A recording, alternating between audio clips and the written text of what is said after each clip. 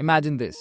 You log into work on a Monday morning and your inbox is overflowing with hundreds of unread emails. And of course, from your customers. Some of them are urgent questions and some are simple support requests, but there's no structured way to handle them all at one place. But what if there is? Hello, I'm Shrey, and this is Getting Started with Salesforce. In this video, I'll tell you about the email to case feature in Salesforce, which helps you capture email queries as cases into your Salesforce org automatically from your inbox. So before wasting any time, let's jump right into it. To enable email to case, go to Setup and search for email to case. Click on it and here you'll see that it helps you to view all customer queries in one place. Route them to the support team automatically and save time by reducing manual work. So first, you'll have to enable email to case. For that, click on Edit and then Enable. There are other options available here as well. You can explore them one by one, and depending on your business requirements, you can enable or disable them. It completely depends on how you want to set it up. You'll also see options like on-demand service. If you're not using a network firewall to manage your email traffic, make sure to enable on-demand service. Since we are using a regular email setup, we will enable it here. Next, you need to configure what should happen when the email volume exceeds the limit set by Salesforce. So here, you can choose to bounce the message, discard it, or requeue it.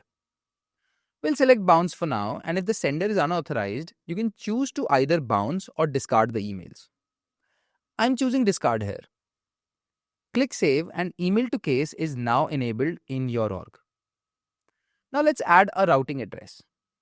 This is the email address where customers will send their queries and Salesforce will capture them from this address to create case records.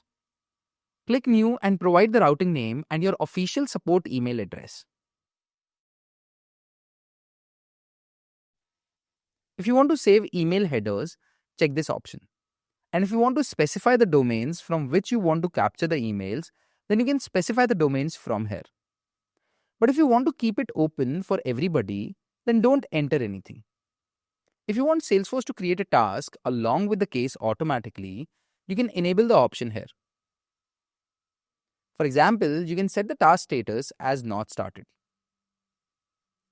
Next up, you need to define who can be a case owner, either a user or a queue, so that whenever a new case gets registered, it automatically gets assigned to the queue, and then the users can take ownership from there. Set the priorities. You can set the origin as email, and that's it. Click Save and Salesforce will generate an email service address for you. Now you must verify this email address. Click Verify and Salesforce will send a confirmation email. Open your email, click the verification link, and once verified, Salesforce will mark this routing address as active.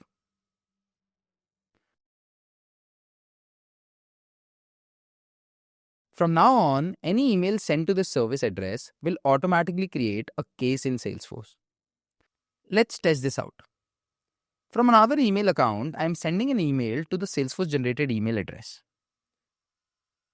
For example, let's put the subject as corners of the table chipped and add some content in the email body and send it.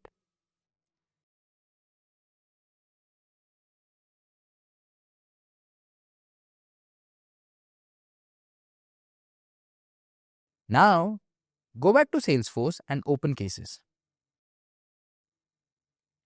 You'll see a new case record created with the subject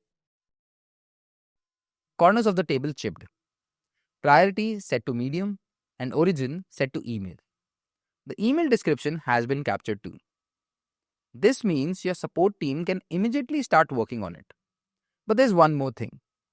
The Salesforce provided email address is long and not customer friendly. Instead, you should provide customers with a branded support email like support@whatever.com. To do this, you need to set up email forwarding in your email provider. For example, in our case, it's Gmail.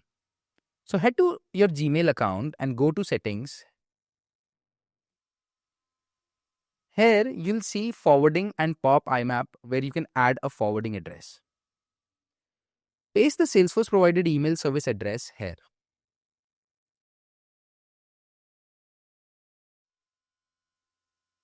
Gmail will send a confirmation email, which will again be captured in Salesforce as a case.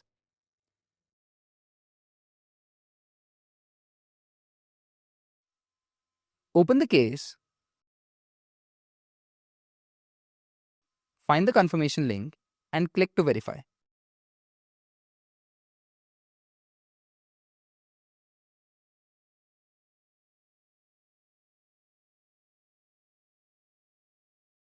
Once verified, select the option to forward a copy of all incoming emails to the Salesforce email service address and save changes.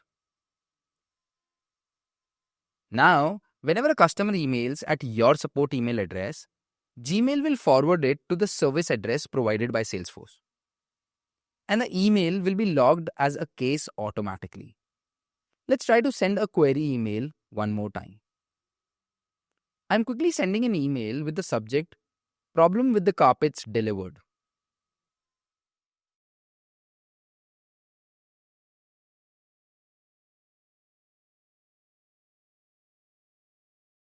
Let's go to Salesforce and check our open cases. And you'll see a new case created with the same subject, description, and mapped to the correct customer. And that's it. You have successfully configured email to case in Salesforce. So sit back and relax because the queries in your inbox will be directly taken care of in your Salesforce work.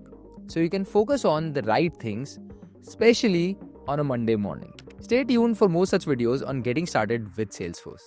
Thanks for watching. See you in the next one.